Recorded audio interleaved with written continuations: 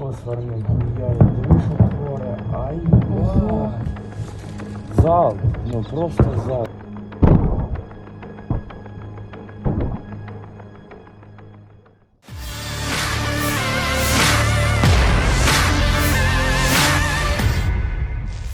Moskow kembali merilis bukti video tentang apa yang dikatakannya sebagai serangan oleh pasukan Ukraina.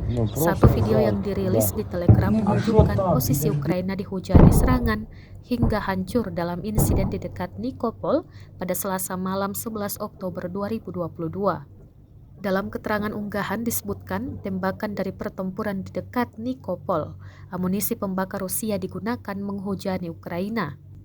Sumber daya Ukraina disebut menerbitkan rekaman dan dengan histeris menyatakan bahwa mereka ditembaki dengan senjata terlarang. Perangkat pembakar, senjata pembakar, amunisi pembakar, atau pembom pembakar adalah senjata yang dirancang untuk menyalakan api atau menghancurkan peralatan sensitif dengan api dan kadang-kadang digunakan sebagai senjata anti-personel.